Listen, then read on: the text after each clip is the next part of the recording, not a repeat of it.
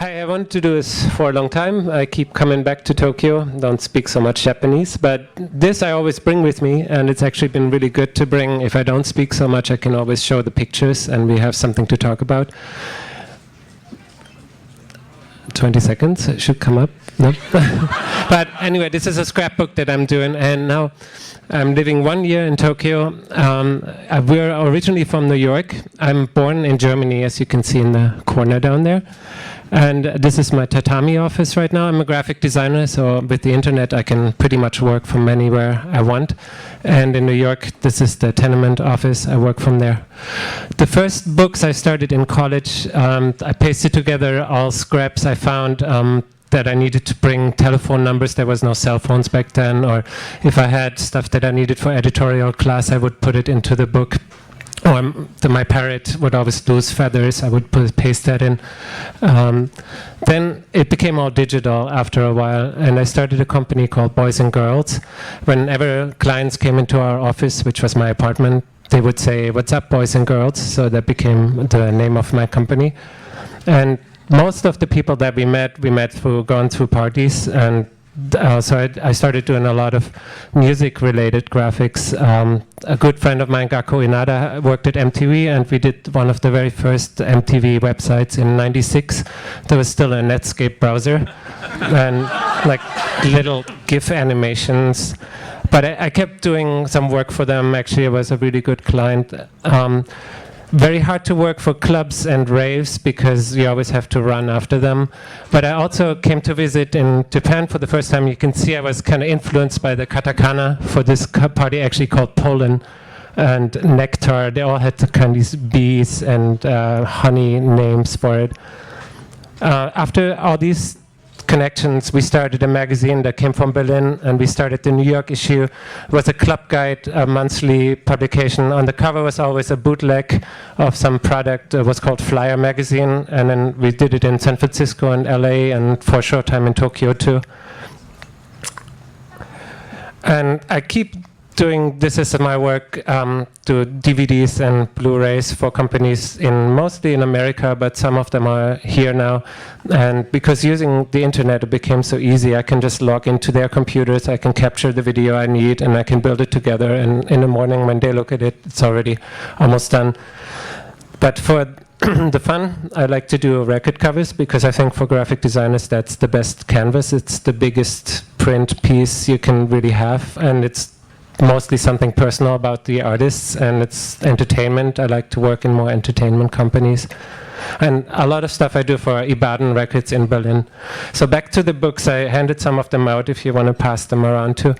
Kind of when we travel, I have tickets. I put together photo stamps from when we went to Hokkaido by train. Or I went to Berlin, I found these scraps. I would put them in and then gather it up kind of with pictures that I take along the road. And then after my daughter Ida was born, it became a family album. And I would collect things like, tomorrow you're going to get into the soup. She's threatening some boy in school. He's going to get that card. But we also like have her first day of school, or Skyping with her cousins, or a dress that she was wearing for years, the first tooth that fell out, or eating New York sliced pizza, first riding a bike, and there's an undokai in New York as well. Just keeping that, not just photos, but also the items that are important. In 2006, we stayed 3 months here. I keep on going back and forth. 3 months used to be like the maximum to stay without visa. Now I can stay longer. But we used to go to onsen, and these are the flight tickets. And another big thing is when the kids go to school or at home too, we have so much artwork that is just everywhere, and I didn't know what to do with it. So I put it in the book that it doesn't just get lost in some box that we'll never find again and never dig out. So if I have this in the book, I know where to find it. And the same with pictures. Like nowadays, that's one of the big reasons I show this to people, that like I'm telling them, your photos from your vacations in 10 years, you won't never know where they are because they're in some hard drive. But I have a book where I can print it out, and in 10 years I can give it to my daughter and I can say, this is where we went to. our life in New York, this is what a New York beach looks like.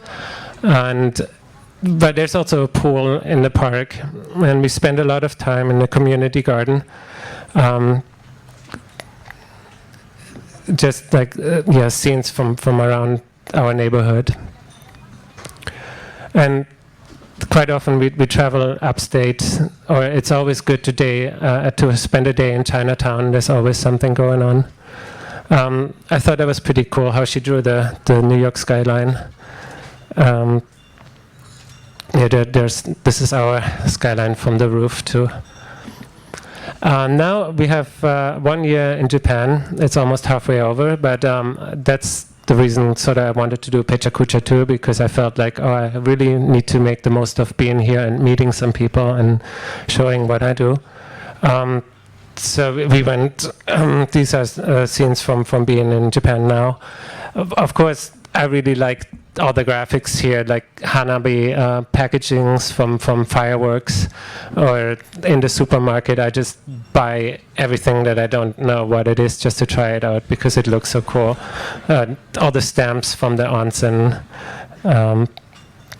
Yeah, that was me, and this is kind of my bio.